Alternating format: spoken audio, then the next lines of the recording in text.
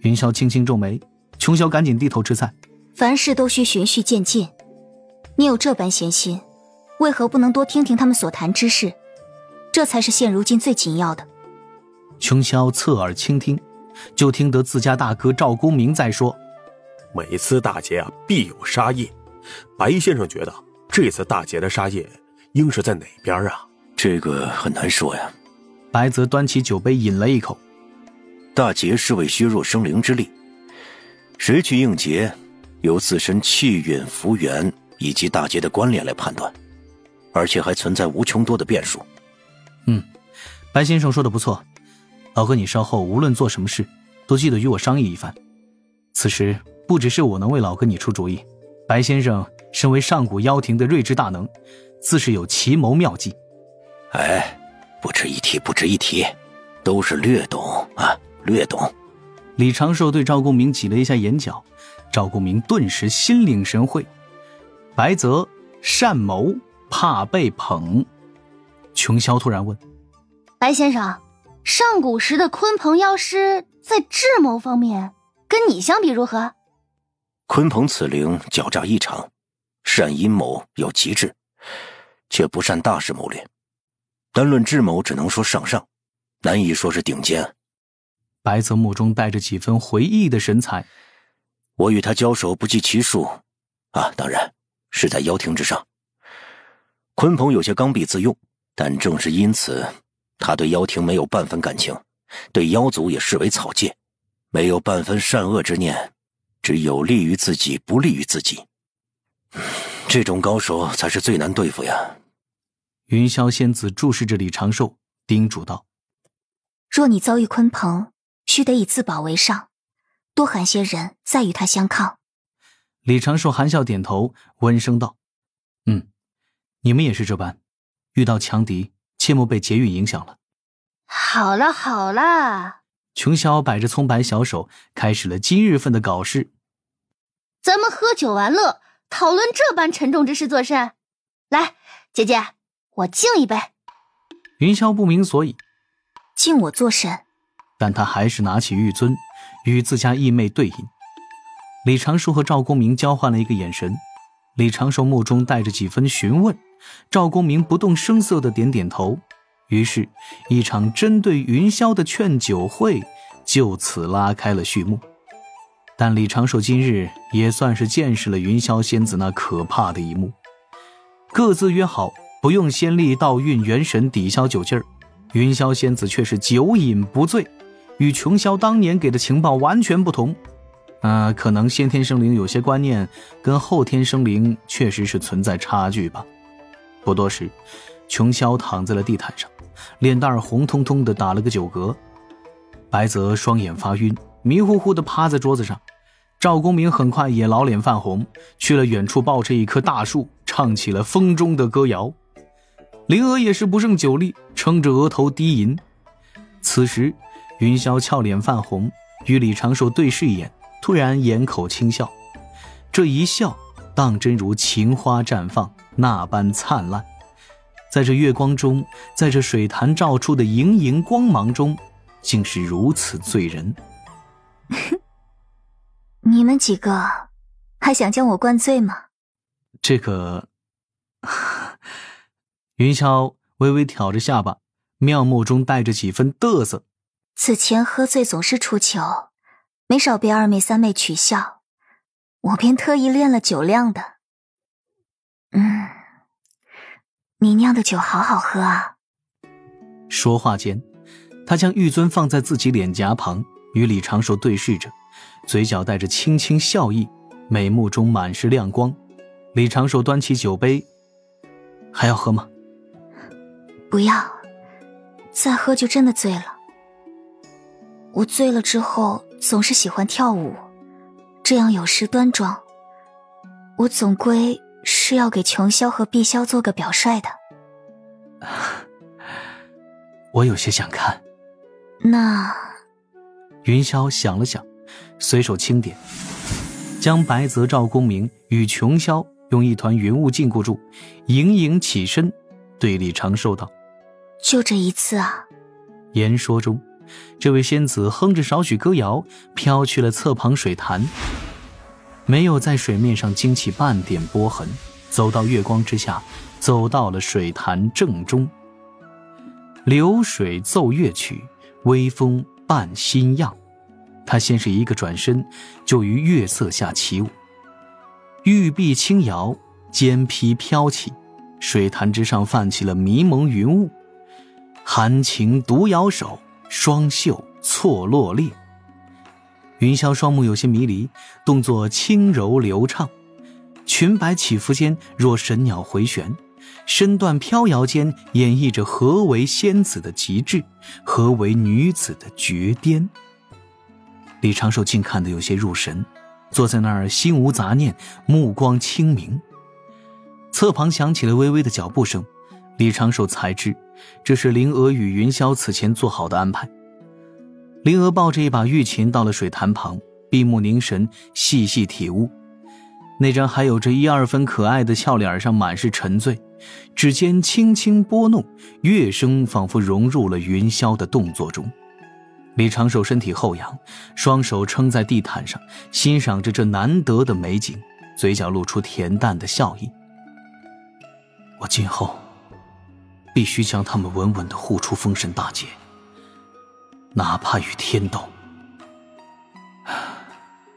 就像是这次陆压之死，与天道均衡，商量商量，我多做点什么事，把截教4大外门弟子保出封神大劫，在洪荒去跟巫妖大劫后的天道硬磕，还不如想想怎么离开洪荒，去混沌海中跟那些八爪鱼们做邻居。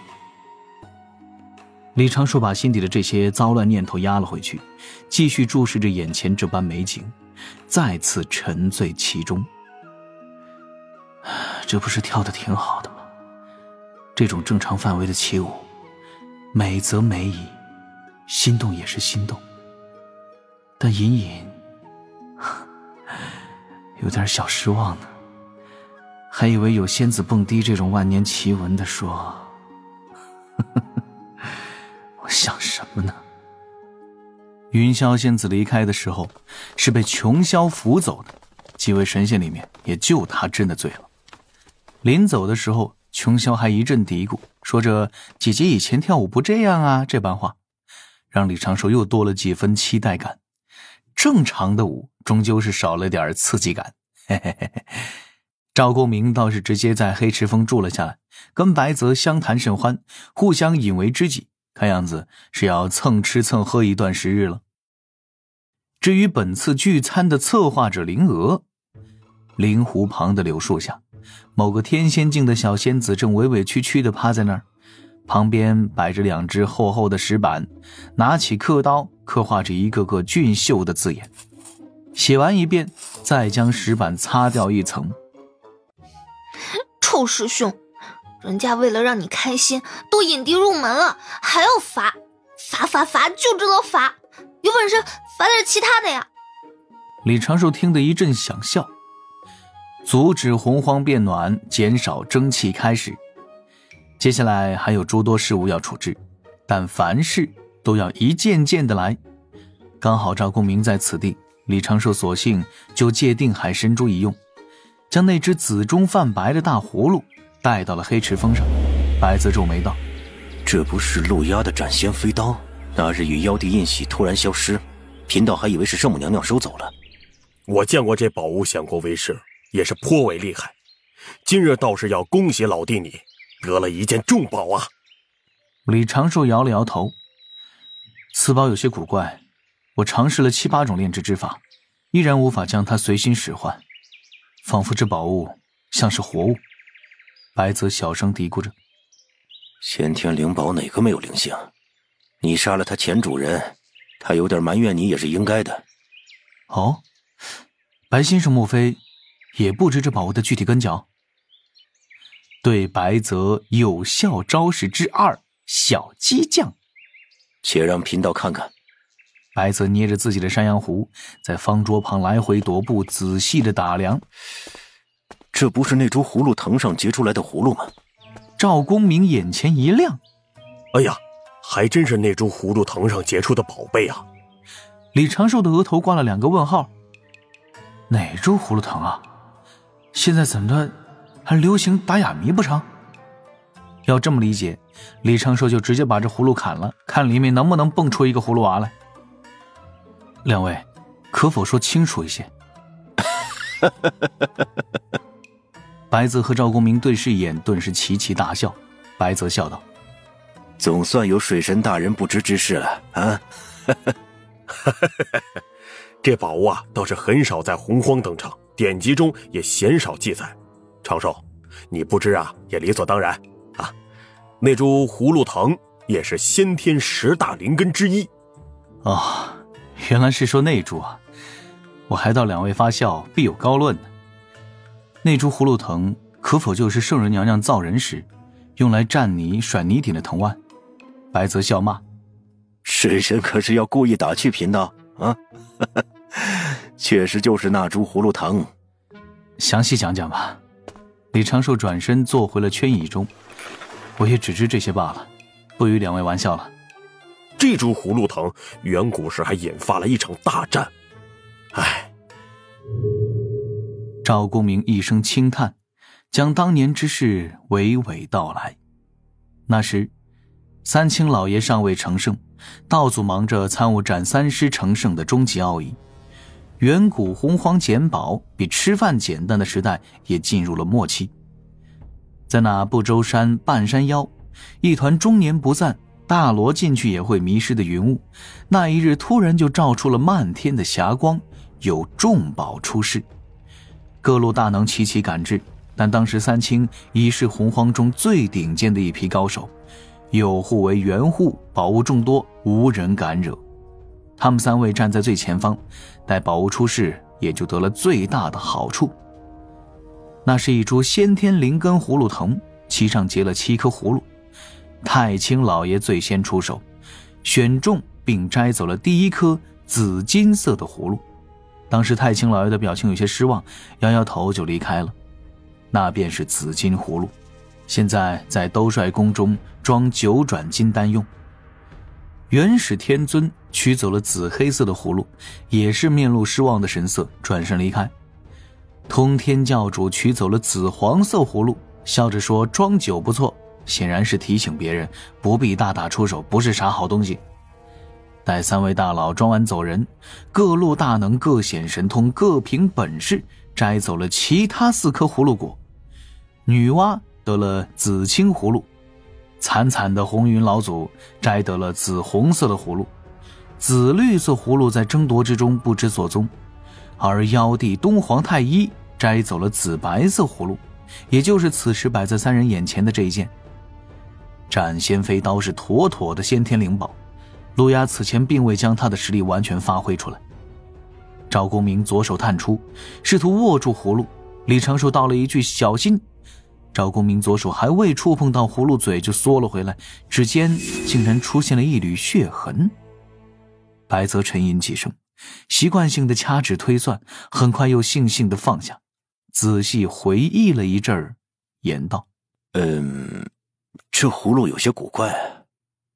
我其实曾在上古推算过7色葫芦的威能，据说这紫白色的葫芦之内蕴含了无比锐利的先天剑气，可斩天地万物元神，但这葫芦本身就无法被操控，就如那传闻中蕴含了混沌元息的紫黑葫芦，也没见圣人老爷亲自施展，或者赐给弟子用过。李长寿纳闷了，那陆压为何能用？白泽摇了摇头，也将手探去葫芦口，感受着其内的锋锐之意，指尖同样出现了血痕。于是哥仨在那富丽堂皇的厨宫侧旁，白泽所住的简陋木屋中，围着这个大葫芦一阵踱步。在赵公明的要求下，李长寿开始尝试着炼化这一只大葫芦，看看反应如何。然而从最基本的与法宝沟通，到用仙力激活其禁制的种种手段，再到滴血认主这种迷信的手段，李长寿都挨个尝试了一遍。斩仙葫芦毫无反应，甚至感觉不到其上存在半分灵性。赵公明道：要不直接试试，或许跟那句咒语有关。李长寿和白泽对视一眼，虽然赵大爷的提议没什么技术含量，但确实是值得一试。当下，一具纸道人抱着一只对阳生悲观、抑郁、失去希望的长颈羊，做成了一个简单的靶子。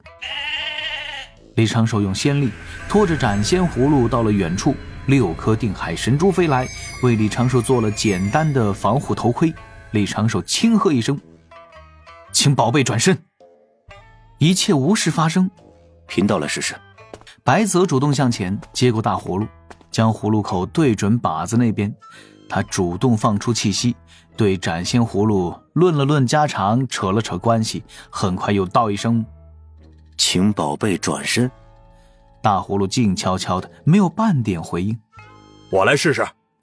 赵公明向前接过大葫芦，一颗颗定海神珠在身周盘旋，自身散发出一身的正气，让整道德光包裹住了他自己雄壮的身躯。托起大葫芦，对准前方靶子，赵公明粗着嗓音，凸显威严感，喊道：“请宝贝转身。”安静。赵公明又道：“宝贝请转身。”特别安静。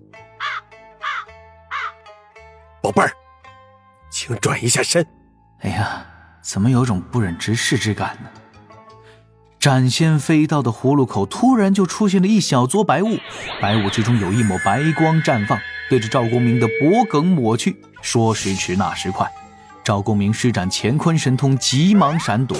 那白光还是削掉了赵公明的一截胡须，又朝着天边激射而去，打得黑赤峰大阵光芒闪烁。